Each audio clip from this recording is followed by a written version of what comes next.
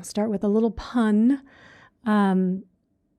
There's a young Zen student that goes to his master. And he's asking his master, he says, if I work very diligently and I follow everything you tell me what I'm supposed to be doing, how long do you think it will take for me to become enlightened? And the master thinks about it and then he replies, 10 years. The student's not real happy with that answer and he goes, well, what if I worked really hard? What if I increased doing what you tell me to do and I work really diligently, even more so? Then how long would it take me to become enlightened? Master smiles. He thinks about it again. He says, 20 years. So the student is clearly not happy about this. We're going in the wrong direction. But what the Zen master knows is that by asking this question, how fast can I become enlightened? How much sooner can I become enlightened? By asking how much more effort I can put in, it's really just disguising the amount of grasping that the student is doing at enlightenment. And by grasping at enlightenment, making it further away, and then also missing seeing what is already here. And so, while in many, many situations in our lives, probably almost every situation, working harder, putting more effort in, does mean faster success, right? If we want to learn a second language and we study really, really hard, the faster we will learn that second language, right? If we want to become a great tennis player, the more time we spend practicing on the court, hitting the ball, the faster our success. But the reason that it works for these other things is that we weren't those things to begin with.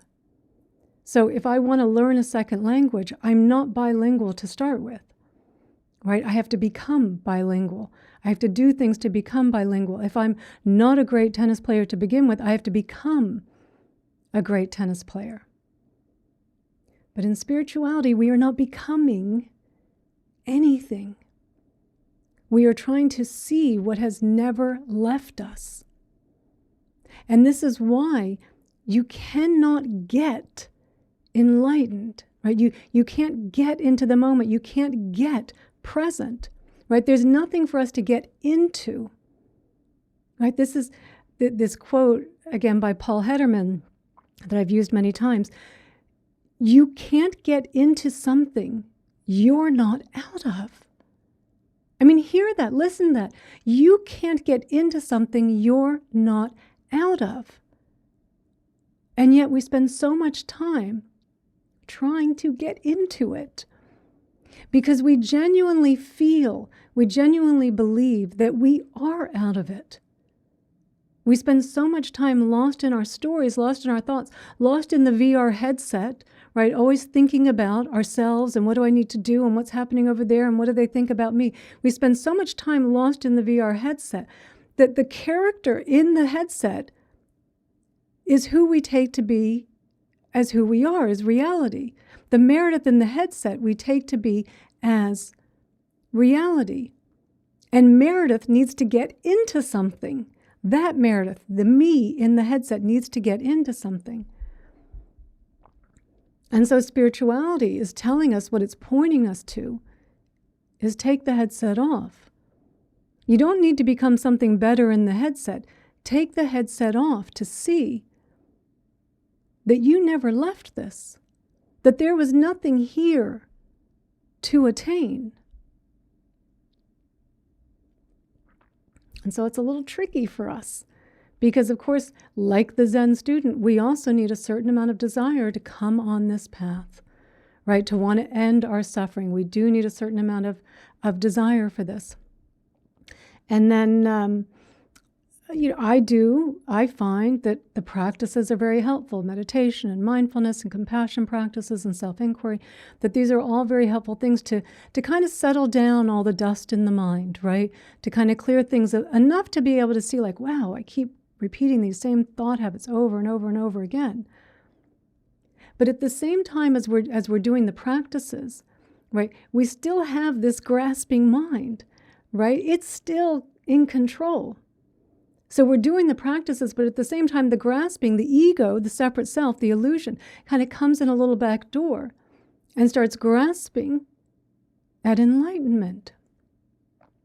And how we grasp at things is through thinking, right? That's the mechanism of grasping, is thinking about it, right? Let me think about how great it's going to feel when I'm enlightened. Let me think about how amazing it will be of how everyone will look at me when I'm enlightened, how much greater all my relationships are going to be. And then this naturally morphs into, and how is it going to happen? What is it going to look like when it happens? And of course, it's not going to be some ordinary moment, right? It's going to be spectacular. It's going to be magical. And I think for many of us, I know here, a lot of times, every time I would be going on a retreat, that's where the fantasy would come in that, oh, when I'm on the retreat and we're in the meditation hall and I'm really deep in samadhi, I'm really deep into the jhanas and I'm feeling such bliss and the bell goes off and everyone else is jumping up, but not me, right? Because I'm so deep in this state of samadhi, I'm so blissed out. And then as I do get up, right, like I'm kind of floating out of the hall and I probably have this aura, this lightness about me that everyone is witnessing as well.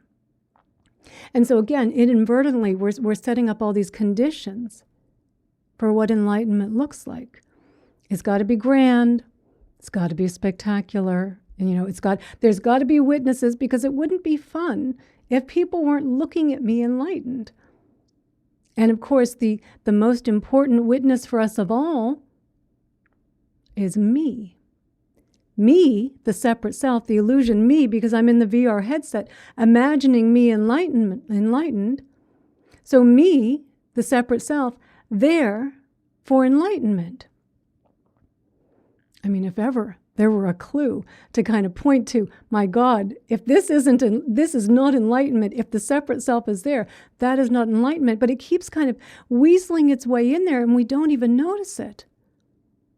Because the separate self, the ego, it keeps making it extraordinary so that we won't notice it. We won't notice it, the separate self. It's kind of got its back against the wall like, oh, look how magical it is. Look at all the light show. Look at how everyone's adoring you, right? And so we're so busy focusing on that, we don't even notice that the separate self is there.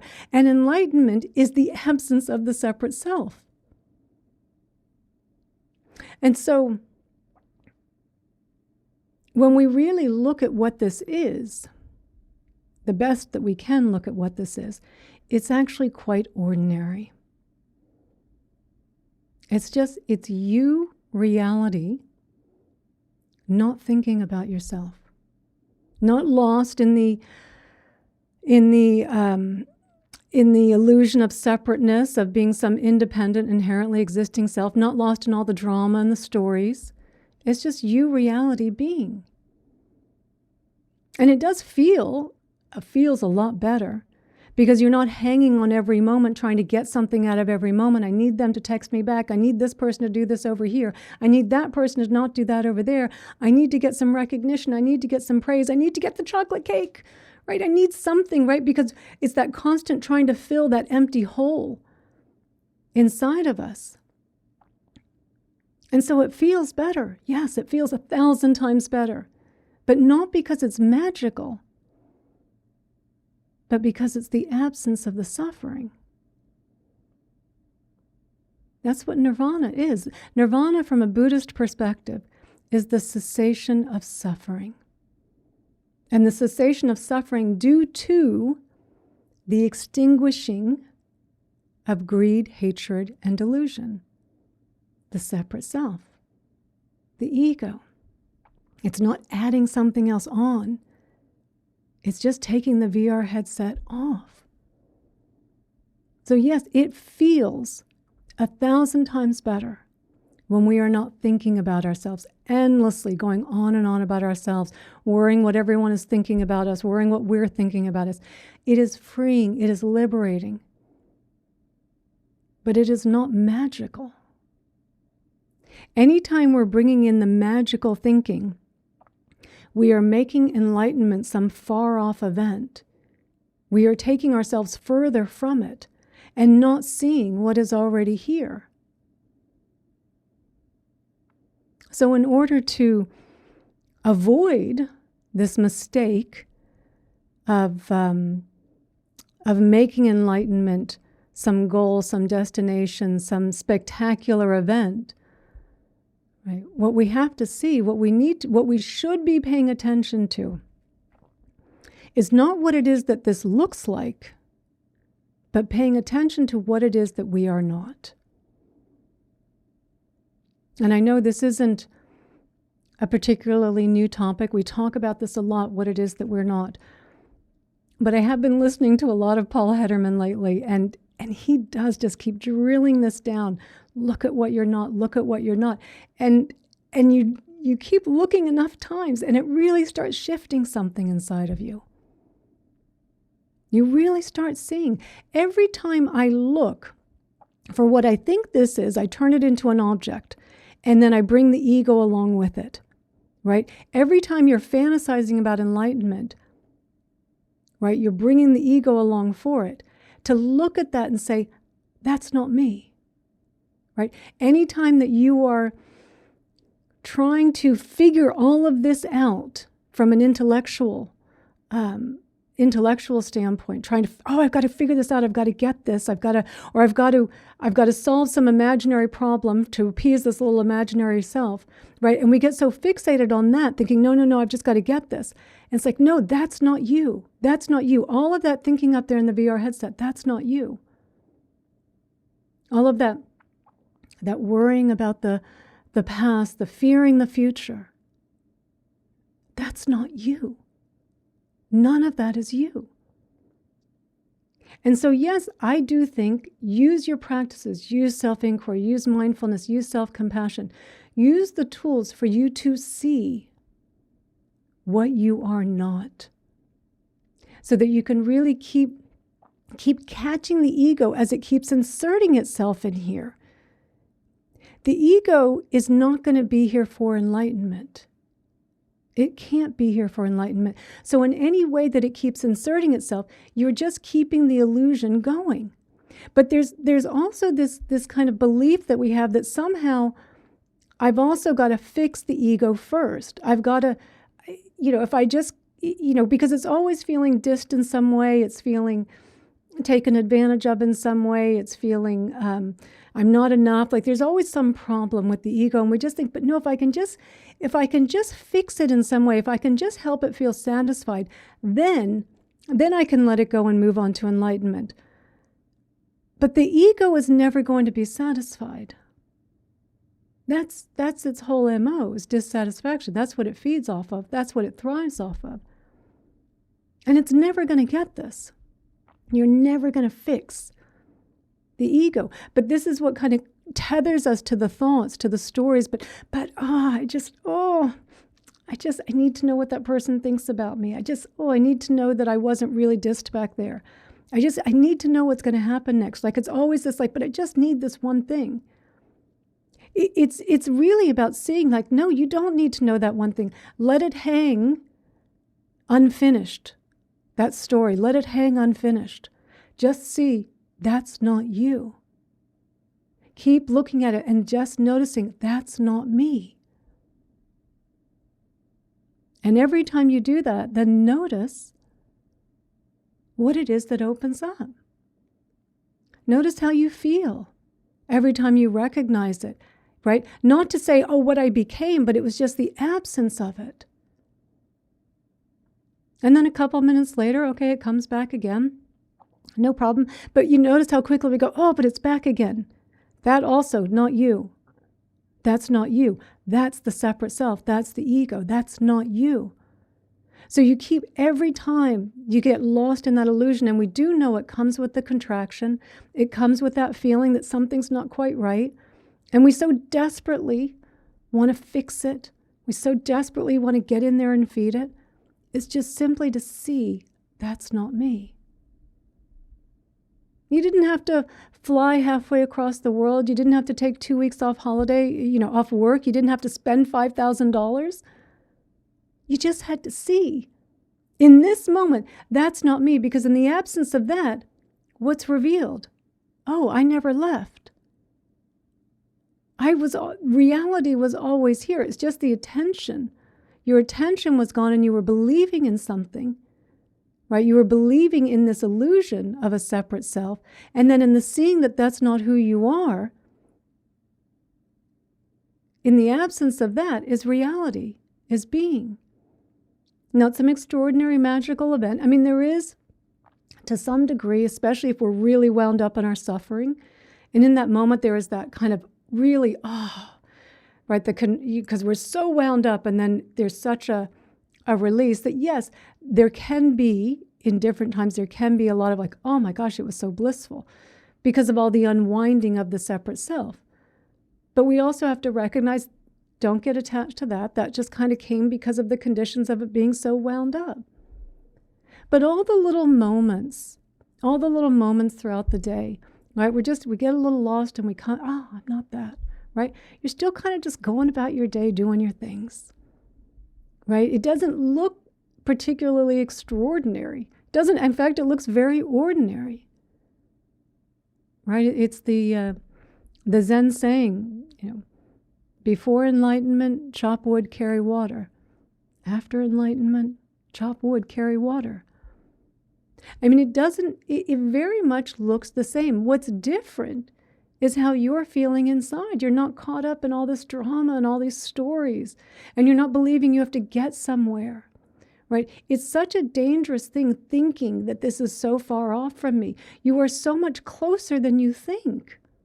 So much closer that you cannot be separated from this. But that is how compelling. That is how compelling the illusion is. And I do think, I agree with Paul Hederman 1,000%. The more that we focus on what we're not, the more that we keep catching the thief when he's entered the house, that's our best way.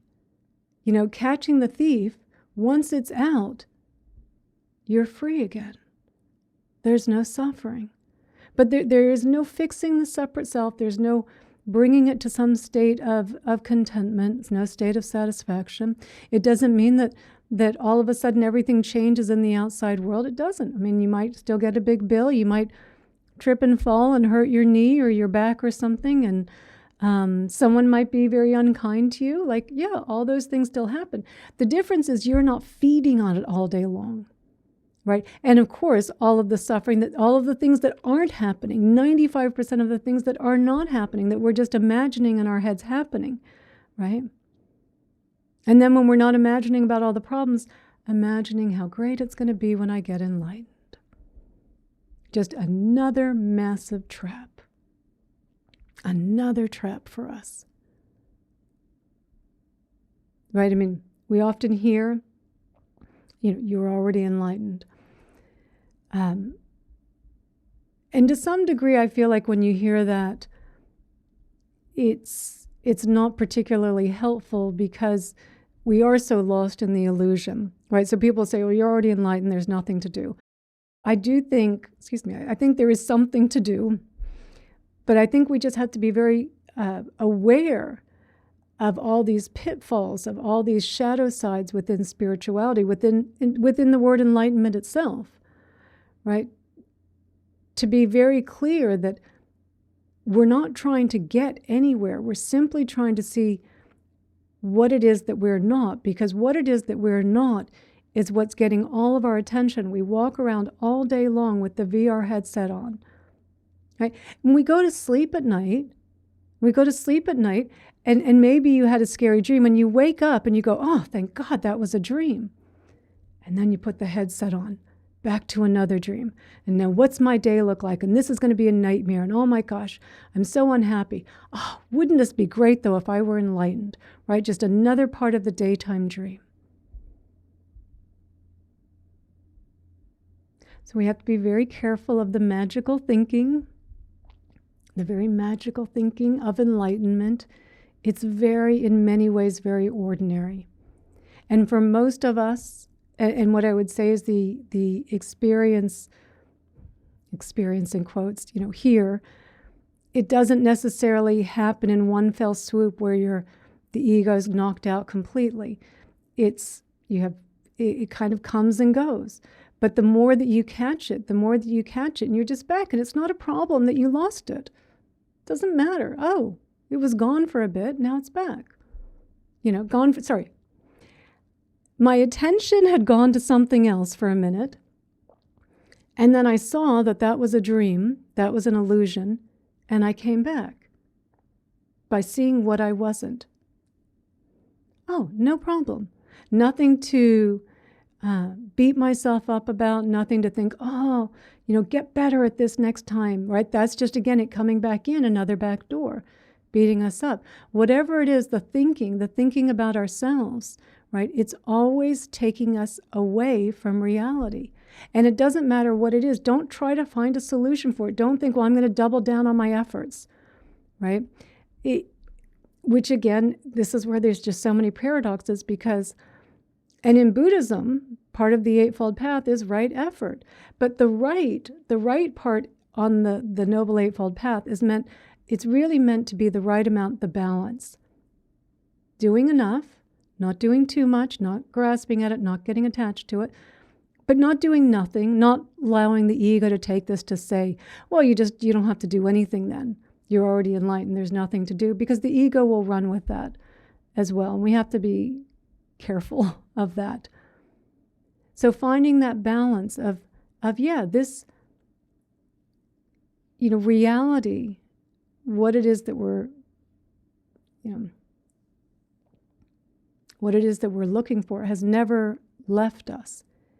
And the most clearest way that I kind of see it is it's just that our attention leaves and we just start believing what's on the screen in the VR headset instead of seeing, oh, the screen's always here. In fact, the movie couldn't even play without the screen. And so it's just that it's seeing that, oh, all of our attention is on the movie that's playing. We've forgotten that the screen is there. And so it doesn't mean that we can't have thinking any longer. It doesn't mean that there can't be planning any longer, because, sometimes we do, sometimes we need to do that. But there's a not getting lost in it, that there's a me behind that, a separate, solid, independent me behind that. It's just thinking, no thinker, doing, no doer, planning, no planner, meditating, no meditator, right? That we're not making anything, we're not making a thing anywhere along this, because there are no things, in quotes, like, so to speak, right? It's just things coming together and changing and shifting and changing. Like we used the analogy a few weeks back about the shifting sand, just changing, just constantly changing. And so to not make any things, right? We're always implying there's a thing behind this that's thinking, right? But there is no thinker. It's just something that we have, because we're thinking, we just assume there's a thinker and we don't question it, right? And so what we're doing here is questioning that. Oh, who's the thinker? What's thinking? The thinking itself is not the problem. It's the belief that there's a thinker behind it. And all of these ways in which the thinking sets up these goals for us as something outside of us, something far off into the distance, something so extraordinary, something magical. And it's really just to see whatever fantasy or story you're getting lost in about it. I'm not that. I'm not that. I was never that. And just to keep noticing. Notice that every time you catch it, like what it is that's here. Being. The senses. Seeing, hearing, feeling, tasting, smelling. Presence. Not trying to get into presence, but in the absence of me thinking I'm out of it, right, in this illusion, presence. And in some ways, very ordinary. It's very ordinary. Or I should at least say it's not magical. Because, yes, there is kind of a bit of a, because there is such a lightness about it, right? You're not being burdened by the ego, which is, just such a terrible taskmaster, right? Always feeling badly about ourselves, always thinking we're in peril, always thinking something needs to be fixed, something needs to change before I can settle down. And there's just such a freedom and liberation in that, right? That, it looks quite ordinary, but there is kind of this underlying joy, this underlying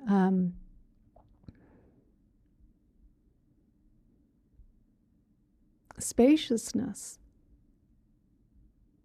when you can just let go of the burden of always thinking about yourself. It's not you. It's not you.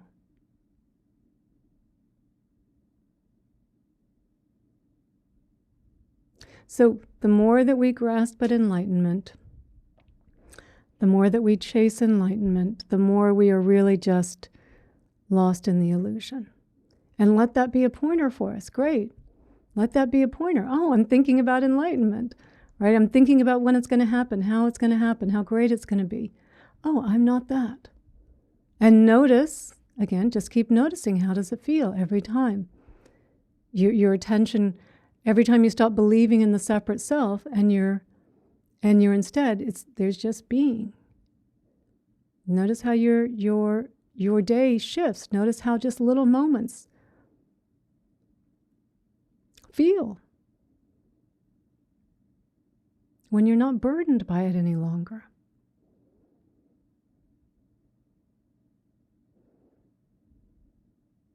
The ego is just the master of disguises. It's always just hiding there with its back against the wall going, look over there, they're the problem. Look over there, look at all the lights of how magical it's going to be when you're enlightened. And it's just sitting there hiding the whole time. And we just fall for it again and again. So constantly, it doesn't matter what it is. You're not that. Don't try and solve it. Don't try and satisfy it. Don't try and please it.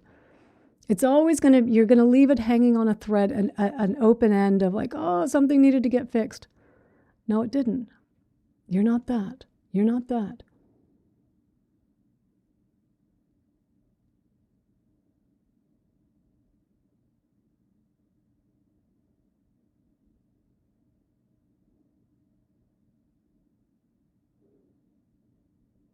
And it's closer than you think. So much closer than you think. So hopefully we can take the story, the little pun of the Zen student grasping at enlightenment and how the master tells him it's going to take twice as long now. It's just right here, right now. Just notice what you're not. Just notice what you're not. That's it.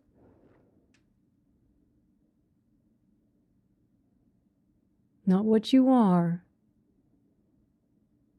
And anytime you're imagining what you are, you're turning yourself into an object again. And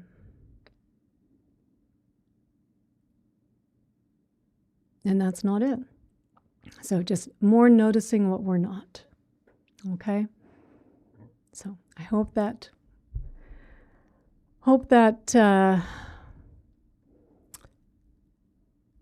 was a good pointer. I know we keep pointing to this again and again, but for some reason it's kind of, again, these Paul Hederman talks keep kind of whacking me up the side, and it just it's like, yes, that's it, who we're not. Yeah, Ruth, and who we think we are is an illusion, but boy, oh boy, there are so many times that you still get caught believing that illusion, yeah.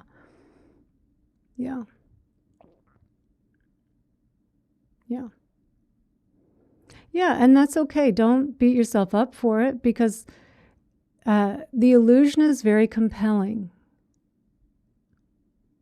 We've been doing it for a long time, and everyone else is doing it as well. So it's very compelling. So just to notice as best you can, when you're lost in it, to just keep, oh, that's not me. That's not me. That's not who I am. And again, if it comes back 60 seconds later, oh, that's not who I am. It comes back another 60 seconds later, that's not who I am. Just to keep noticing that. And over time, as you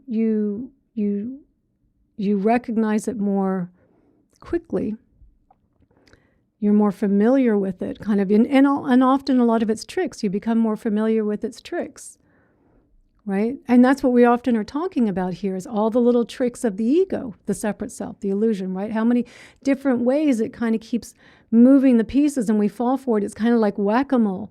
Oh, I got it over there, and then, oh man, it got me over here. It's like, yeah, it's very clever. It's very clever. This illusion. It's very, it just keeps hooking us in. And so the more ways that we become aware of it, catching its telltale signs, like we talked about last week, the itch, oh, I got to get over there. I've got to do something. I've got to get, I just got to get over there. There's something inside of me that feels unsettled, and I feel that itch, and that being a pointer to say, okay. Yeah, oh, I don't need to get over there. There's something here that feels like it does. I'm just assuming because I said I need to get over there, I believe that I do need to get over there. But of course I know every time I get over there, then the mark just keeps getting moved. And so why don't I just, the itch is in fact a pointer where I can breathe and feel what's here. Oh, okay, that's, I nearly believed it. So again, like we were using the itch as an example, we've used so many ways. When we're comparing ourselves to other people, when we're judging ourselves or other people, when we're chasing the next moment, when we're resisting what's happening in this moment, all of these different ways in which, when we're trying to control this moment, we're trying to control ourselves, and we're trying to control someone else, all of these different ways in which it keeps coming out. And then this big, massive one that I keep really putting a spotlight on is in spirituality. This trap of how it just morphs itself into spirituality and just kind of dresses itself up as a spiritual person and has to keep adding on all these things. And this is how much I meditate, and this is how many retreats I go on, and this is my teacher, and this is how many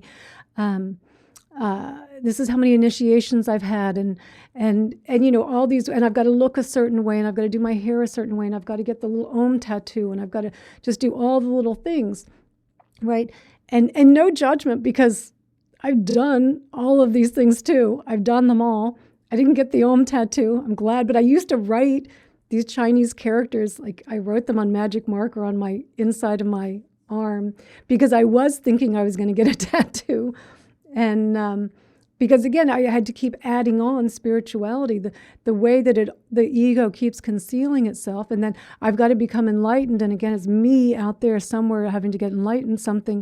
It's something separate from me. It's something far off from me. So Ruth, that yes, we just keep looking at all these different ways that it kind of hides itself. And in plain sight, as we talked about a few weeks back, in plain sight as the one driving here, right? The one that's in control, right? The one that we go, oh, well, all those other things, but don't tell me that I'm not the one in control here.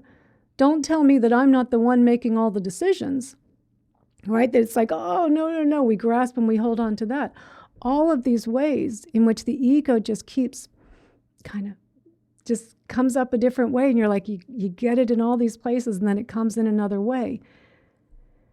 So Ruth, so no, none of this is to feel badly about ourselves. Everything that I share, I have done. I have done it. I mean, the only reason I don't have the tattoo is I did magic marker for about a year, or I don't know, 6 months or something. And who knows, I probably was doing the wrong Chinese characters. But, yeah, I mean, everything I'm sharing with you is absolutely everything I have done. And then again, like just hitting another dead end and going, oh man, that was not, I fell for it again. And I do think there's a certain kind of laughing at it we should have, right? Don't take it too seriously. That's another thing I've got to get so serious about this. I've got to, I've got to be so disciplined. I've got to be so rigid. And that's another way in which the ego says, oh, now we've got to be like this. No, laugh at it. Laugh at it. I mean, it is. Some of the things that come out of this mouth sometimes, I'm like, oh my God, what was going on then? It's like, I don't know. Something came out, Didn't hurt anyone. It's embarrassing, maybe. Not my best moment, but I'm not that. I'm not that. I can't get to some place where it's like, okay, only words that come out of this mouth are perfect. That's just never going to happen, right? I can't get to this place where everyone's going to think I'm an amazing person and no one's going to be upset with me and there's not going to be any disagreements anywhere. Like that is, again, fantastical thinking, magical thinking, right? We kind of think, oh, but I've got to get all these things resolved first. No, those things are still going to, there's still going to be disagreements. There's still going to be challenges. It's just to notice in the overthinking about it and the me in there in the headset. Oh, look who's suffering there. Oh, right. It's like, oh, I'm not that. I'm not that. Nothing's ever going to be fully resolved. Nothing will ever be fully resolved. I mean, we'll all die without things being fully resolved, right?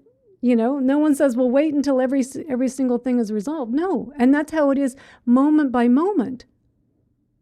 Nothing's like, it's not all going to be fully resolved. Things are going to be up in the air. But every time you start thinking about it and fretting about it and worrying about it and trying to fix it and trying to appease the little character in the VR headset, and you just see it and you're like, oh, I'm not that. I'm not that. I'm not that. I don't have to fix it. And again, and just to bounce out, it doesn't mean that sometimes we don't recognize there's something to do. Doesn't mean that there's not ever anything to do. 99% of the time there's not. But even the more that we can see that, like, I'm not that, and we're not so pulled into the drama of the story, that we can then a little more clearly see what does need to be done. Oh, maybe an apology needs to be made. Maybe I do need to go do that. I've been procrastinating or something. Like, yeah, okay. So yeah, I mean, sometimes there, very, very few times is there something to do. Most of the time we're just spinning dramas.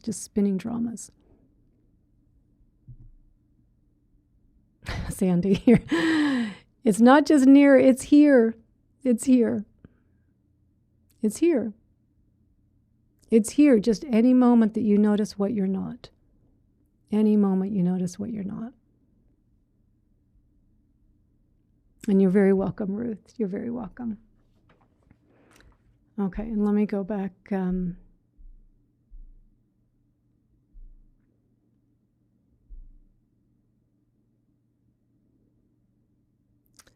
So Michelle, so this is Michelle in Ohio, right? And now I just want to know is this Michelle in Ohio? Actually, it doesn't tell me where you are. I'm just curious if it's Michelle in Ohio. Yes, okay. Columbus, I think, right? So, is there a separate self when planning? Not as long as you're aware that there is no planner behind it. Right? We do assume, when we're planning, we assume there's a planner, right? And that's what gives a kind of fever to our plan, because at the end of the plan is going to be me, the me in the VR headset that's going to get something out of it.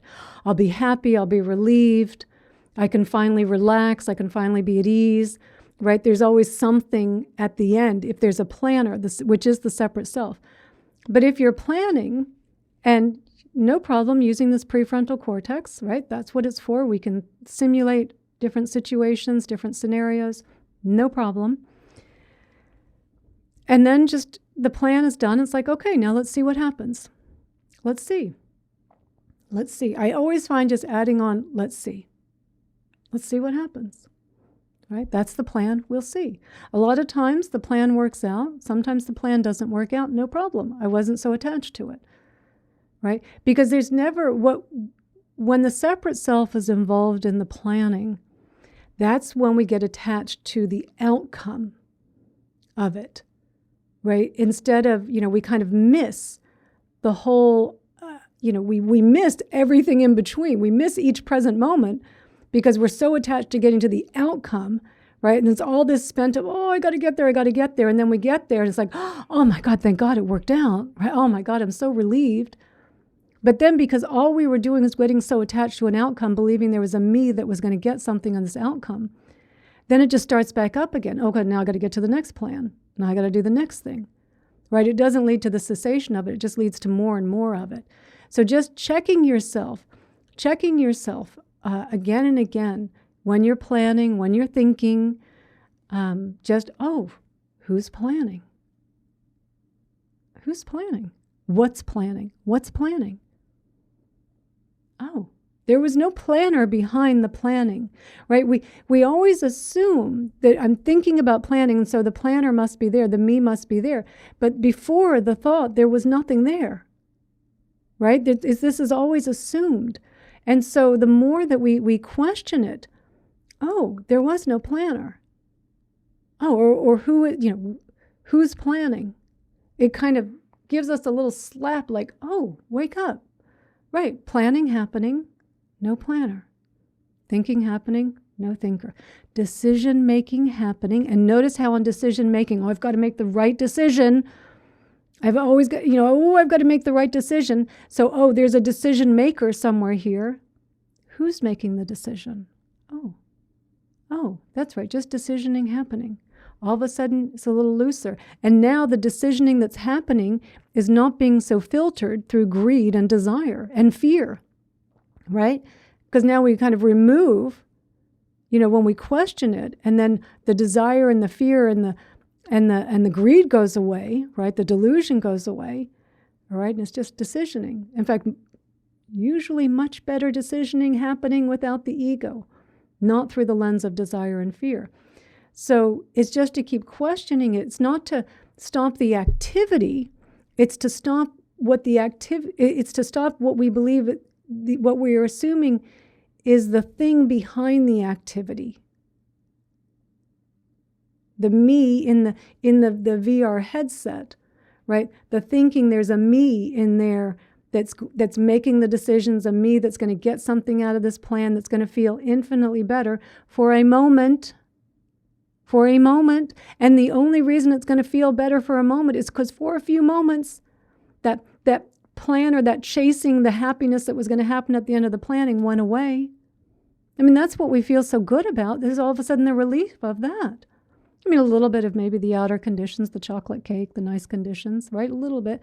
But most of it is the unwinding of all that grasping there. But then it just starts back up again.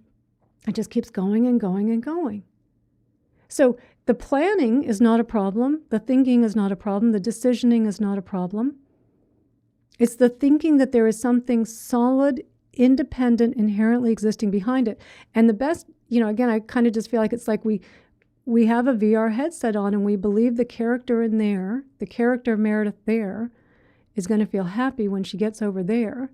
So if everything works, everything gets out of my way so I can get over there, right? Then I'll feel happy, completely ignoring how unhappy we really feel the whole time because we're in this state of lack and grasping and craving and clinging of wanting to be over there. All of this pent-up suffering to get somewhere for a moment's release, only to keep repeating it. And so what we're saying here is just look, you're not that. You're not that. You didn't have to wait to get over there. Just see now, you're not that. See it now. Just keep seeing it. Don't beat yourself up when it gets a little ahead of you. It's okay. It does here too. It does here too. It's okay, right? Kind of laugh at it. As I use the story of the Buddha's enlightenment. I won't tell the whole story, but kind of Mara, this character, can kind of be depicted as the ego. After the Buddha's enlightenment, Mara really tried to distract him in the end from his enlightenment, I'm going to say in quotes, from seeing through the illusion, and that Mara would still come and visit the Buddha after, again, these quotes, enlightenment. And the Buddha didn't fear seeing Mara any longer. He's, oh, Mara, what's going on? What's going on? Do you want a cup of tea? What's happening with you today? Right? Because we kind of think like, oh, it's got to go away. And then if it comes back again, it's like, oh, we feel like something's wrong. And it's just like, oh, I see you, Mara. I see you. That was a good disguise. Man, you got me. That was a good one. That was a good one. Yep, you got me. And so just to be a little bit more at ease with it, right? To be a little bit more joking with it, to not take it all so seriously, because I think that's also just more Mara, more ego, more constriction, more tightening. And just to kind of laugh at it like, man, that was, you got me, Mara. That was a good one. That was a good one. So thank you, Ruth, for the donation. Thank you so much for all your support.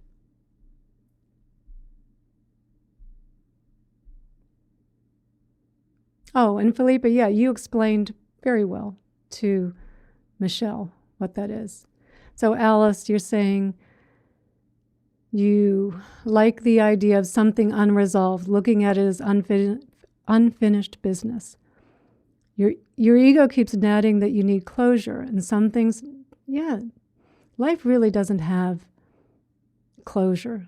There's just conditions arising and shifting and changing, moment by moment by moment, right? Just conditions changing again and again, right? And so again, we're trying to look. This is again what the ego thinks, because the ego sees the world as very defined, sees itself as solid and independent, inherently existing, and therefore there is somewhere solid and independent, inherently existing that I could land and then finally be satisfied. But there's nowhere to land. There is nowhere to land here. That is the beauty, and that is also what scares a lot of people. I'm going, what do you mean there's nowhere to land? Yeah, there's nowhere to land. It's all just shifting sand. But it doesn't mean you're like falling through the quicksand, right? I would say we're kind of in the quicksand with the ego, looking for that believing that we're in the quicksand. Oh, I got to get out. And it's kind of saying you're not that. And you're like, oh yeah, it's not quicksand, it's just shifting sand. And then it's much lighter, it's much more pleasant. It's just, things just changing moment by moment by moment. Just constant change.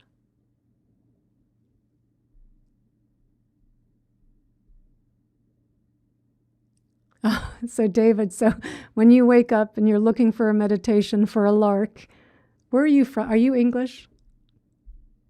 Isn't that an English saying, a lark? I think it's a funny saying. Australia. I should know that. I'm Australian. I should know that. Victoria. Oh, okay. So then, right, so you clicked on live meditations, and then here I am. Yeah. Oh, well, I'm glad you're enjoying starting the day this way. Thanks. Okay, thanks. Oh, okay, Neil, I don't know that book. I'm going to leave that there. I can't recommend things outside of here. If you've noticed my last 2 talks, I'm going to have to take this out. I haven't been able to get on Insight Timer because I accidentally said something I wasn't supposed to say. So, but thank you for putting that in there, Neil.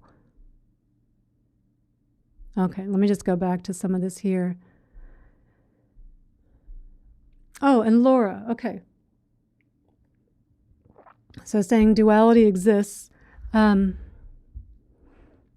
So Philippa, one was the political stuff we had a couple weeks ago. That was the Tonglen that I couldn't put up. We talked, I thought, in a very compassionate way about it. I think it was very compassionate, but apparently, we're not going to talk about those things anymore. So not to get too caught up in the minutiae of the language, Laura, but, and in fact, the way that I like to describe it that makes sense here is there are polarities, right? There's no way to experience this world without polarities. And that we could call, like, yes, duality, right? A dualism, we could call it that. I kind of prefer just not to get my words confused here. There is polarity. There's no way to experience this world without polarity, right? Without hot, cold, up, down, black, white, pain, pleasure, gain, loss, praise, criticism. There's no way to experience this world without polarities, right? There would be nothing to experience. If the world were all white, we wouldn't be able to see anything, right? If everything felt the same way, it would be like being in one of those what are those chambers called, those desensitization. There's a name for them. When you go in and the water temperature is like the exact temperature of your skin. Sensory deprivation tanks. Like if you were to go into a sensory deprivation tank where there's no light, there's no sound. I've never done one, but and the water temperature is the exact same as your skin temperature. And I'm guessing there's no smells, there's nothing to taste. So there's nothing to experience. There's nothing to sense, right? There's nothing for our senses, for sight, sound, touch, smell, and taste to experience, right? And so in order to experience the world, and in order to experience the ride that I feel we are the ride, that we're not on, I feel like this is, Meredith is the ride, that in order to experience, different things have to happen. It can't just be all one color, one note. It can't all be high, it can't all be low, it can't all be just muted along here. It's, there's an experience that's happening, right? And yet we spend 90% of our time not directly experiencing, but filtering the experience. I want more of that, I don't want more of that, right? So really coloring and distorting our experience through the grasping, through the grasping and the aversion, making the experience unpleasant. So creating 95% of our, or 99% of our suffering, right? So we're not even really directly experiencing it. But if everything was just exactly the same, then there would be nothing to experience anyway. And so the more that we recognize, I think we're the only animal that does do this, that has the duality of me being separate, splitting myself into two, right? I don't think any other species are thinking about themselves in this way.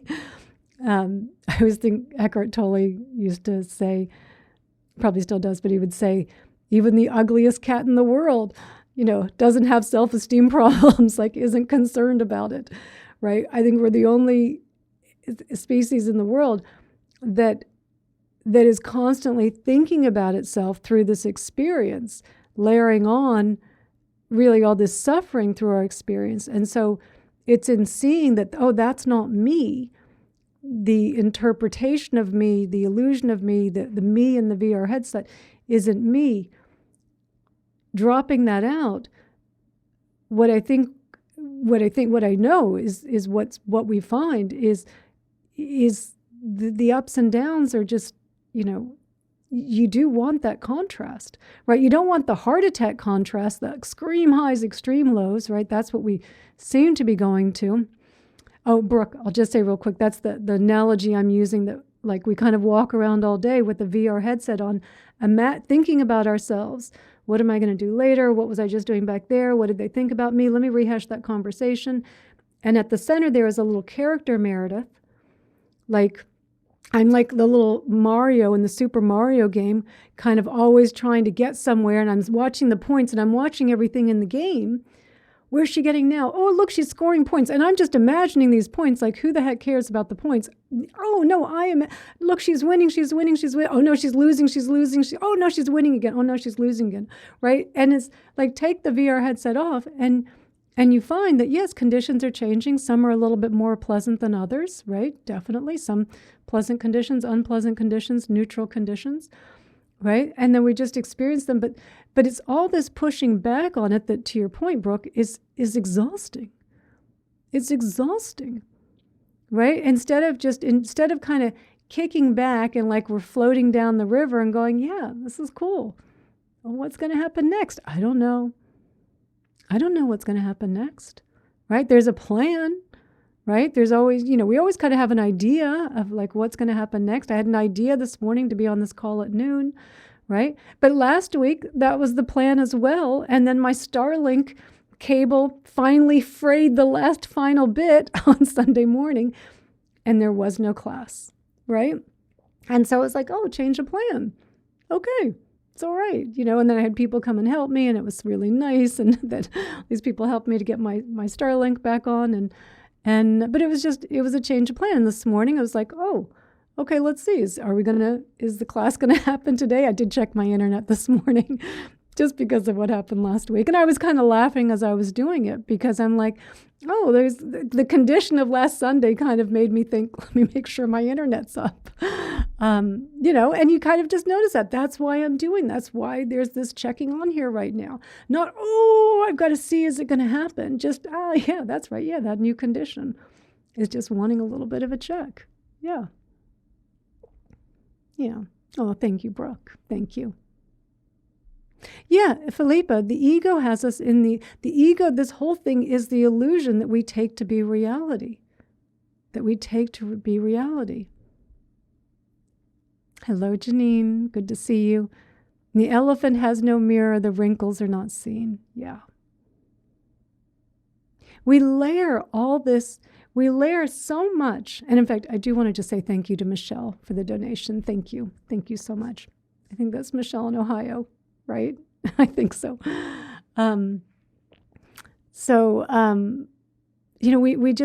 We layer so much onto this experience, and it's not a benefit. I mean, if all of this was helping us, if all of this overthinking, if all of this believing there was a me in the VR headset, if it was pleasant, like none of us would be here. We would just go, this is great. I'm just up in the VR headset. But it's not pleasant. It feels terrible. It's stressful. It's exhausting.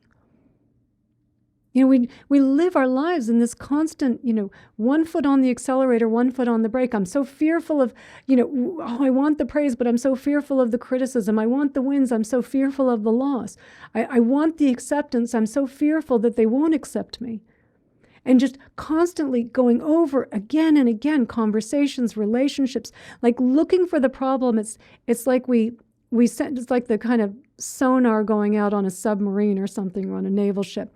Right? And it's looking for things. And we'll always find it. We'll always find something. Oh, you said that in the Dharma talk, Meredith. That wasn't exactly right. What do they think of you now? Right? Oh, I can't believe I said that back there. I can't believe I did that 20 years ago, 30 years ago, 40 years ago, 50 years ago. Oh, can I still beat myself up for that? Right? It's not pleasant. And even, again, the thinking of the good things, like we think about, going on the holiday, getting the praise, getting the success, getting the followers, getting whatever it is, right? That in itself is suffering, right? Because there's that sense of lack, and there's this sense of, oh, if I could just get that, if I could just, I always find this one particularly, for some reason, because it just hit here one day, it just hit home. Kind of this looking for safety, looking for security. And just this realizing, like, but hang on, I'm completely safe now. I'm completely safe now. I have my house, I have food in the fridge, the dogs are all well, I'm well, there's a little bit of money in the bank. I'm completely safe now. What do I think more of something is going to bring on here? It's not bringing on a more greater sense of safety. It's just bringing on a greater sense of insecurity, right? Because most of us here, if you can spend your Sunday afternoon on a Dharma talk, if you have those conditions to be able to be here, you have most likely survived. And for many of us, we have the good fortune of being able to do this. Not everyone in the world does. But for most of us, we have survived, and yet we spend so much of our existence always feeling, unsafe. Oh, the next shoe. Even feeling that sense of it's always makes me think of the TV show Seinfeld. I don't know how many of you watched that in the 90s. That was my favorite show. I loved that show. And there was the episode with George where George was the character. He was always neurotic and always worried and always, just paranoid. And he could just never, like, all these things were going well for him. And he's like, I just know that something bad's going to happen. Like, I'm just not allowed to enjoy, like, the good conditions that are happening. And that's how it is. Like, we have these good conditions and we just don't allow ourselves to enjoy them. It doesn't mean that the conditions aren't going to change. They are going to change. They are going to change. They're constantly changing. But this always trying to add on to me, if I'm safe now and I'm secure now and I can't, and I have the idea that I'm not, well, I'm never going to find security. There's nothing you couldn't put $1 million in the bank, because then I'd be like, oh, what if I lose it? Better make the right decisions, right? There's not enough money. There's not enough safety. If you are safe in this moment, there's nothing else you could possibly add on to make you feel more safe. It's just a thought-created feeling of not being safe. Just as I've said, if you can't be happy in the present moment, then stop making plans. You're never going to be happy, because when you get there, it's going to be the present moment again. For a moment, you'll feel good because the planner drops away, but then it's going to start right back up again. If you can't be happy now, stop making plans. If you can't feel safe now, and you really are safe, no matter what you're fantasizing about, you're never going to find more safety. The illusion, the ego, the character in the VR headset, how it thrives, how it exists, how it sustains itself is through lack. I mean, it's lack. It's a bottomless pit of lack. You'll never fill this hole up. You'll never feel safe enough. You'll never feel secure enough. You'll never feel pretty enough. You'll never feel thin enough. You'll never feel fit enough. You'll never feel successful enough. You'll never feel popular enough. Like, it's a bottomless pit. It's never satisfied because it can't thrive in, like, oh, okay, well, that's good. We're safe now. Oh, that's good. All your relationships are good. It's no, let's keep going over them. Let's find the one where it's not good. Let's find the one where we can pretend there's a problem and feed on that for a little while, right? And then we just go along with it going, well, that's me in the game feeling like it's real. I really need to fix this. That's not you. That's not you. Yeah, overthinking is the ego just at its best, right? At its best. Yeah, and B, and good to see you, B. I think this is BN.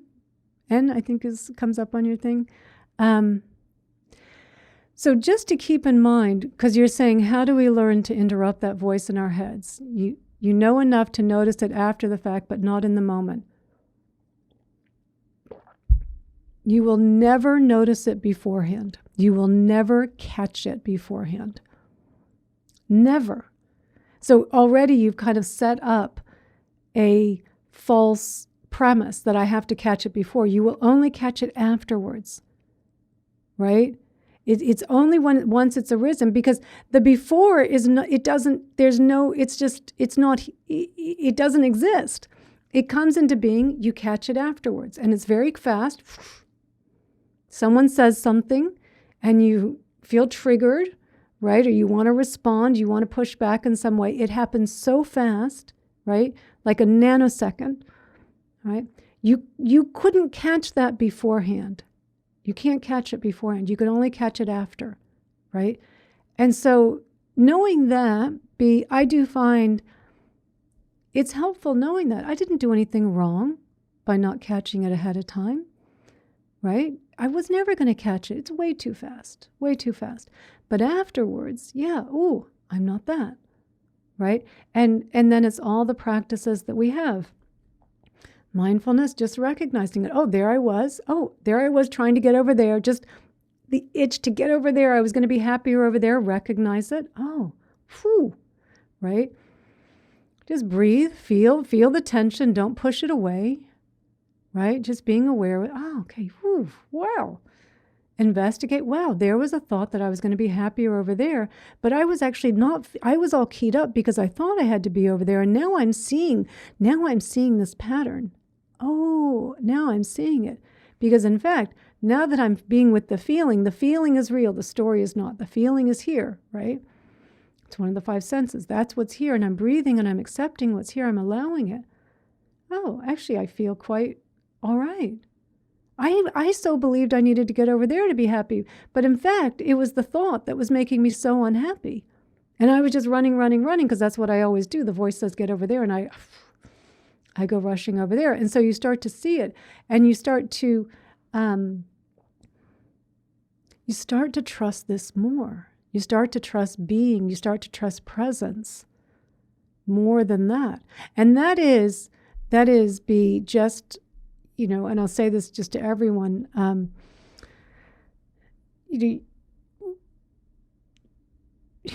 of us are making this happen. There is nothing solid, independent here making this happen. So the fact that we're not making this happen, the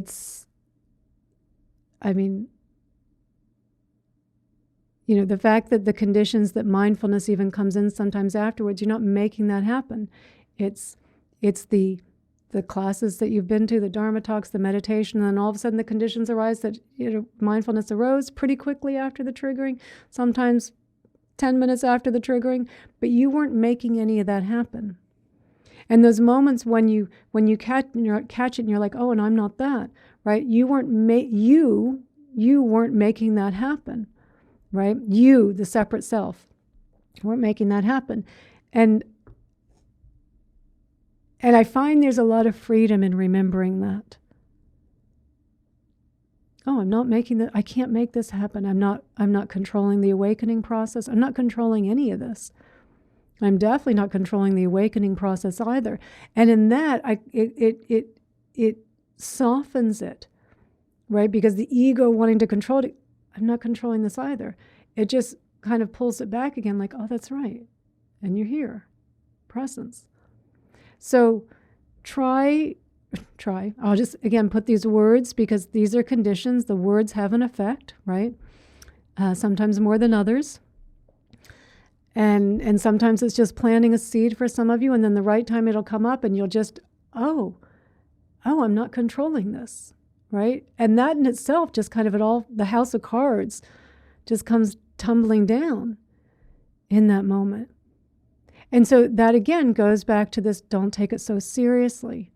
Have a lightheartedness around this. You can't make this happen. You can't force this into happening. Practice, because I think you had said something here about well, I'm going to say there's that Zen saying. There's so many good Zen sayings around this. Enlightenment is an accident, but practice makes you accident prone. And so then we would take that and go, oh, I've got to practice more and more and more. No, because that's grasping again. So a balance with our practice. Like, yes, I do feel here, meditation has been a very important part of the path here. There is not as much meditating going on these days as there was in the past. But it does still happen. And it does happen every day. But it's just, there's more of it just wanting, like, yeah, I do like to do it, but it's not to get anywhere. It's not to get anything out of it.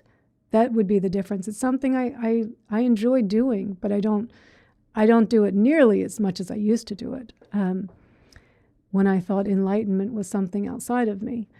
And that had its purpose because that's how this is all played out. I wasn't doing any of that anyway.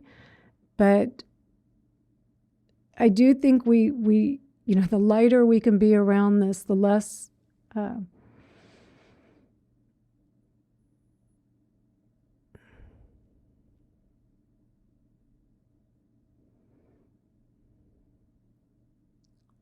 more flexibility, that we kind of find with our practice, with our path, right? Like imagine, in fact, there's the joke about the the guy that's getting ready to do his loving kindness meditation, and he runs through the house telling all the kids they've got to be quiet, and tells his wife, I'm going to go do loving kindness.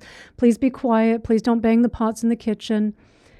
Please don't disturb me. And then he goes up into his meditation room and he's doing loving kindness, and may all beings be happy, and may all beings be safe, may all beings be well. And he's hearing the kids start playing downstairs, and they're making a lot of ruckus. They're making a lot of noise. And he's starting to get more upset, and may you be happy, may you be safe. And then eventually he jumps up and he opens the door and he screams at the kids, would you shut up? I'm trying to do my loving kindness. Like it's so ridiculous. We get so attached to it. And we do get so attached to our meditation. Like everyone's got to be quiet. The whole neighborhood's got to be quiet. I'm meditating now. Like meditating for what? Right? To try and control more conditions? Right? So practice is helpful. Practice is helpful. I am a big believer in practice. But we've got to, if you're kind of thinking, like even just the thought where you're like, well, next week I'm going to start meditating, 2 hours a day. I really kind of lost it today. Next week I'm going to do more, right? It just even right there, it's kind of that grasping at it. I find there's a grasping at it. And so we've just got to be careful, right? Sometimes that effort is disguising the grasping. And we see the effort, and we see this in Dharma centers, we see this in monasteries, right? That, we see it where someone's just like so rigid about, their practice and kind of missing the whole point, right? Missing it, what it is that you're doing there.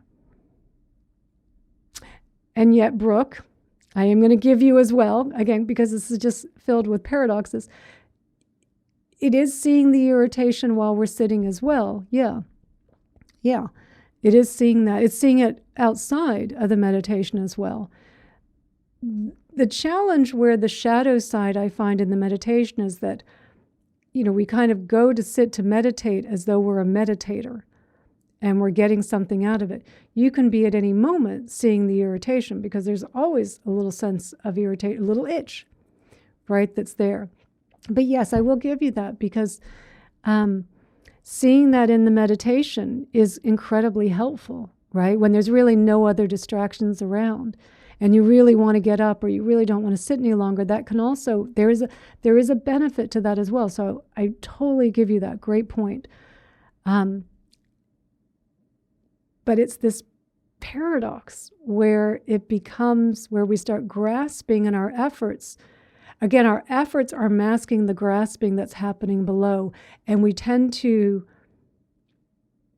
laud the efforts like, oh, I'm so good, I'm such a good meditator, and it's just disguising the grasping. We're not even seeing how we're creating the image out of it. We're not even seeing the irritation, right? And so again, that's where it also can have its benefit, where you start to see it just in any way that it's happening, right? So yeah, I mean, the practices, I do find the practices really do help, but they are not the end goal. They are a means. None of us should be trying to become a great meditator. That's not what we're not trying to become something. These are tools. These are tools for us. And we have to be careful of how in the example of the joke of the guy, the loving kindness the guy doing the loving kindness meditation, you can see the attachment to his practice and the grasping in that, right? Where everyone's got to change what they're doing so I can all of a sudden be this loving, kind person, and then even in the midst of it still yell out at someone that I love. It's very sneaky. It's the ego again. It's very, very sneaky. So it's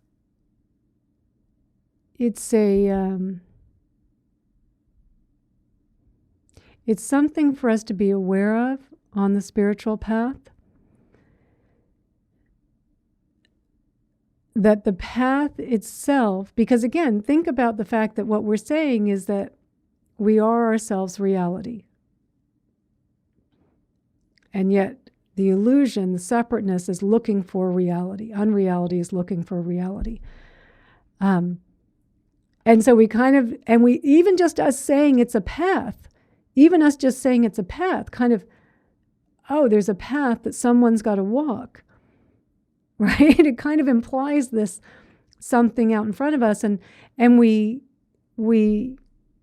kind of draw this out into something longer than it needs to be. Because the ego loves that. The ego loves that. It's perfectly safe and secure. It loves it. Yeah, let's take forever for this. And it's, so even that, it's about seeing there really was no path, and yet, and I'm going to say this as well, and yet, in the beginning, in the beginning, I can't imagine having, without some guidance, without kind of thinking there was a path that I was on, of even taking those first initial steps. I couldn't have understood this. There's no way I could have, and ego doesn't understand this anyway, but it would have all been gibberish. So I think there is, again, with language, we have to be careful. They're good pointers, right? We need pointers. I feel we definitely need them, and we need them from, people kind of the Buddha, Ramana Maharshi, Paul Hederman, people like that, like pointing, because they're very good pointers, but just not to get, at some point there's a recognition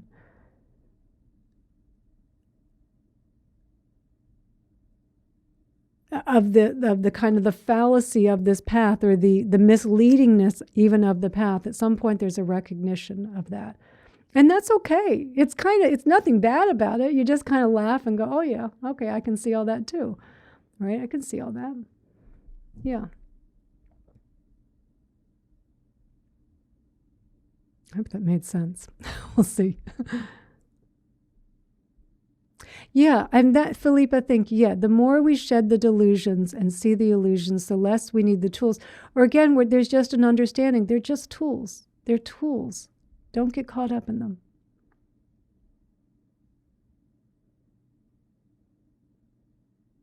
Yeah, and Michelle, so as you're saying, that you enjoy your silent meditation practice and the guided ones, and that's great. And it's wonderful. But then isn't it amazing then all of a sudden the fact that you can see that and you say, wow, I hadn't realized that the path itself can create expectations and grasping. But perhaps there had to be the grasping first for you to now be able to go, oh, wow, and now I see that. Right? So I do think there's a little something of us going through all these shenanigans with it, and not shenanigans, but going through all this stuff that we wouldn't even be able to see it if we hadn't been doing it. So it would have just been theoretical if you hadn't gone through and done it. But now, having gone through and done it, and then having it pointed out, you're like, oh yeah, I see it. Oh yeah, I do. But if you didn't, you wouldn't go, well, okay, I don't really get that. Right? So it's a paradox. It's a paradox. I mean, do your practice. Don't hold on too tightly. Go on to Dharma talks. Be mindful. Do gratitude practices, compassion practices, like whatever it is that's moving. But just notice every time that little mind movement of, I'm going to get something out of it. Right? Just noticing even, the meditator that's sitting to meditate. Oh, no meditator, just meditation happening, right? So, and again, we just still kind of keep doing the practices, but you'll find that there's not a grasping at it. I know here there was a lot of grasping at my practice for a long time, but that apparently is what needed to happen, right? That's what needed to happen. I couldn't have seen it then later. Right? So just like you're seeing it, Michelle, it kind of needed to happen in order for you to be able to see it. And in that seeing it, there's a freedom in that. There's a release in that. Yeah. Yeah, so it does serve its purpose. It does serve its purpose. Yeah.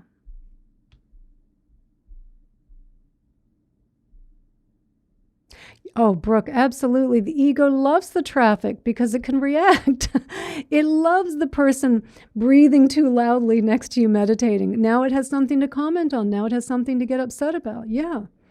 Yeah, without it, it would still find something to get upset about. Maybe the traffic wouldn't be there, the train wouldn't be there. It'll just find some conversation from the past that it can get upset about. But definitely a sound in my meditation. I mean, this is the big joke that we laugh about in meditation, that we're so desperate to find the quiet place of meditation. And then the moment something starts making a noise, we get so wigged out. It's like, what were we meditating for? Right? And yet the paradox is, in the beginning, yes, I think the conditions are quite helpful to meditate without all those additional sounds, if it is at all possible. If it is at all possible. Yes, because there's enough stuff going on in your mind. You'll have enough stuff to deal with there. But that's not always possible. Okay, I think, Monica, hello. I'm so sorry. I didn't see you here. Good to see you. Actually, I did see you. I didn't get a chance to say hello. Yeah, and sometimes through the noise, and it can be hard, but so I have a talk on Insight Timer, and I think it's called Meditating to Led Zeppelin. I think it might be called something like that. I mean, this must have been 12 years ago now, when I was camping, and I was going to sit for this is when I would meditate 3 times a day, and I do love Zeppelin too. I love Led Zeppelin. But I was going to meditate, and it was around midday, and my neighbor started playing Led Zeppelin really loudly. And I was doing a little stretching before. And I was just thinking, like, oh, how dare they play music like, we're in a park, right? I mean, people are playing music, they're having fun, but, I'm sitting to meditate. The whole park should be quiet. And I thought to myself, I'm like, I'm not even going to meditate. There's no way I can meditate through this. This is just, this is a nightmare, right? And then, of course, I tell myself I'm not going to meditate, but I'm still just so irritated and angry at my neighbors. Like, how dare they do this? They must be some kind of serial killers. I mean, who would have the audacity to play music in the middle of the day in a park? And then I realized, I'm like, oh my God, the music isn't the disturbance. Me thinking they shouldn't be playing the music is the disturbance. And so then, and then again, sometimes it happens, like you're not making it happen. It's just that it kind of all opens up. You see it, you've heard this teaching a million times. I'd heard it a million times. I would hear about Ajahn Chah talk about meditating in the forest and the villagers making all this noise. And it wasn't the villagers that were the problem. It was his mind disturbing. And yet I still would get so worked up about it. And then finally, everything just falls apart. And I see the problem is that I'm telling myself it shouldn't be happening. So I then said, okay, well, I'm going to meditate, because I know now where the problem is coming from. It's not coming from them. It's coming from inside. And as I sat to meditate, every time that little thought, oh, they shouldn't be, how rude, how terrible that this is happening. Every time it would sneak up. I would never catch it before. You're never going to catch it before. But once it would just peek its little head out, right? And then there was just a seeing it so quickly, like it just was like cut off. And it's like, oh, I see it. And I just knew, I'm like, that's the disturbance. That's the disturbance. And I had just a beautiful, deeply peaceful meditation. Just no problem. Because I was so clear on what the disturbance was. And so much of the time, the disturbances in the mind, the ego, it's always putting our attention outwards, right? The problem's always out there. Or the problem is me as something else, right? And bye, Paul, good to see you. The disturbance is I'm thinking about myself. I'm thinking about something that needs to be fixed, needs to be changed on the outside. And it keeps catching us off guard. I mean, this is the problem. We really believe the problem's out there, that the problem isn't me having the thought, or the thought, I shouldn't even say me, or the thought. So the more clear you can be about your disturbances, and again, and it's in this talk on my Insight Timer page, after that, I came up with my top 10 playlist of thoughts. Like, I just thought, I'm going to start writing them down. I mean, it was amazing when I was so clear about what the disturbance was. And I just started writing down, what are the thoughts that keep most recurring here, that I keep getting caught off guard by? And it was a very helpful exercise, right? And then, of course, you can also label each thought. This one's aversion, this one's chasing, this one's aversion, this one. And I had a lot more aversion thoughts than I did of chasing. Like, I used to think, oh, I'm not chasing the monetary things or the material things anymore. But there was a lot of aversion. I don't want to be bothered. I want to be left alone. I want everyone to be quiet, right? There was all this need for conditions to be a certain way. And it was very helpful to see that, like, man, there's a lot of aversion going on here, because I kind of fooled myself in that, oh, I'm over the desire thing. I mean, I wasn't over entirely, but desire is just the other side of the coin of aversion. Right? If I don't want something, I am desiring the peace and quiet. Right? If I don't want someone making a loud noise, I'm desiring it to be quiet. So it's just, but you can get a sense for one having a little bit more dominance, being a little bit more predominant. So it can be a helpful exercise to write that down. Yeah, and what your teacher said to you, Brooke, was very wise. Yeah, you're disturbing the disturbance. You're whatever the sound is, whatever the sight is, whatever the feeling, the sensation in the body, the taste, the smell. It's just what's arising in that moment, right? We go, I want to be present, but I want to be present when I want to be present, right? Me, subject, object with presence. That's not presence. But we kind of set up all these conditions, and it's like presence is, this is what's arising. No problem. This is what's arising. So, okay, I think I might have gotten to everyone's comments here. Yeah, oh, Allison, I think we answered as well with, yeah. Oh, wait, hang on, you're saying you're outside and you hear the birds and you hear the traffic. The ego prefers the sound of the birds. The preference, yes. The preference is the ego. Yeah.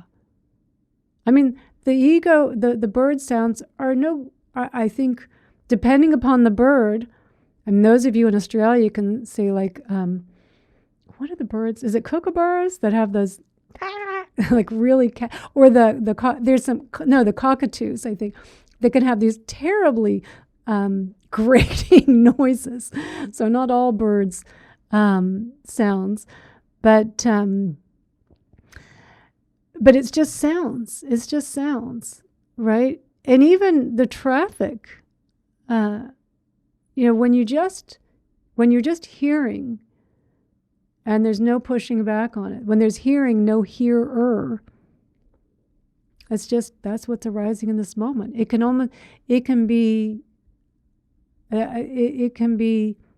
actually can be, I will say, it can be as pleasant as the pleasant bird sounding, like what we might prefer, what we might say is a little softer sound. The traffic can be as pleasant as the soft bird sound, or the wind chimes. It can be as pleasant when you're not pushing back on it, because you're present, or not your presence.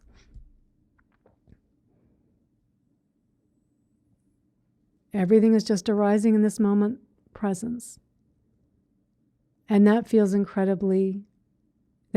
just beautiful. There's no pushing back, there's no resistance, there's no reaching out, just,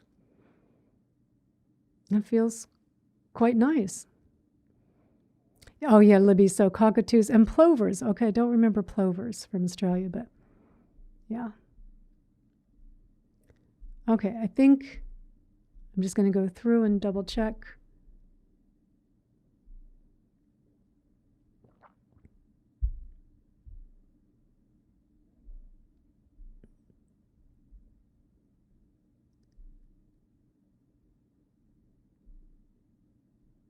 Oh, so Alice, I just want to address this. You're saying, is the TV headset like saying when I play Monopoly, I'm not the top hat, I'm not the race car? Yeah, you're not the top hat, right? You're not the race car. So if that helps you a little bit, yeah.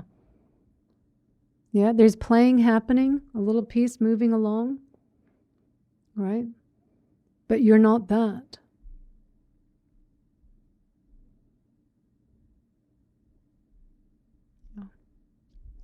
Okay. And Philippe, I'm sorry you're missing some of the comments. I hope I'm not missing some of the comments. I'm sorry if I am. I hope I'm not. And if ever I don't get to all the comments, Minas. Oh, David's saying Minas are the worst bird in Australia. Okay, I'll have to look that up later. And Dan Millman, and I love his books. Oh, Laws of the Spirit. I've given that book away to so many people as gifts. And I love, Peaceful Warrior. To be able to meditate in any situation, we shouldn't be looking for the conditions. In the beginning, I'll say it is helpful because the mind just has enough disturbances as it is. But you're eventually going to have to see that, this is the disturbance, right? If you can meditate, you should, in an airport, in traffic, standing in line, right? Yeah. Okay.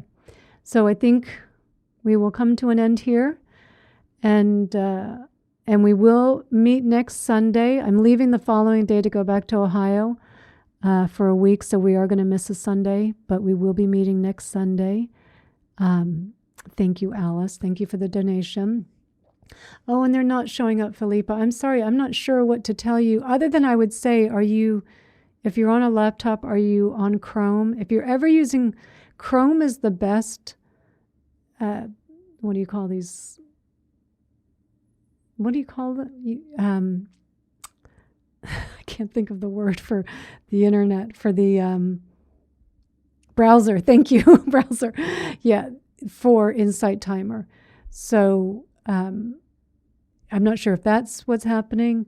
If not, you can also reach out to, they are now, you just had to refresh. Okay. Yeah, there's sometimes I've had to kind of just, sometimes we have to also just do a cache dump, right? Kind of blow out our history, right? We kind of do overtax the computers. We stack a lot in there sometimes. So, okay. You're very welcome, Lindsay, and you're very welcome, Philippa, and Michelle. Oh, 3 Michelles. So we've got 3 Michelles, and to David, and to Brooke, and Paul, and let me see, who else was on here? Monica, Sandy, B, and Kathy, and Janine. Oh, I'm very glad to start your Monday off in a good way, David. Thanks. Yeah, thank you to all of you. And, Robert, well, I'm glad you were here for what you were able to be here for. I will, this is recorded, and I will put this up on my Insight Timer page. And I'm going to make a few adjustments to the other one, just cut some things out. So those will go up on Insight Timer. I will get to those. So we will see you next Sunday, though. We'll be here next Sunday, okay? Oh, B, thank you for the donation. Thank you guys so much for the donations. I really appreciate that. And as always, again, the great dialogue, because it helps this. I really do, this helps all of us. This helps all of us. Here too, it helps as we explore this, and we can relate to different situations, and we can, just kind of hearing something, maybe in an example that you put up here, like maybe the Monopoly example will be there for me later, Alice, in some way. So thank you for that. So everything that we're sharing here is so helpful, and helping to other people that are on here that maybe aren't asking the questions. But we all know, these are, whatever we're experiencing through the ego, it's doing the same, mostly the same incarnations in all of us, right? That's what makes us all so relatable. But just to take away from today's talk, keep looking for what you're not. Try to see that magical thinking, trying to think that, that thinking this is something outside of us, something far away, something that only very special people are going to attain. It's got to be something extraordinary, spectacular. It's not. It's the seeing what you're not, and doing that over and over and over. Anytime you get lost, just see it again. Just see it again, right? So, just keep seeing it. Just keep seeing what you're not. Okay, thank you guys. Thank you so much. Thank you so much.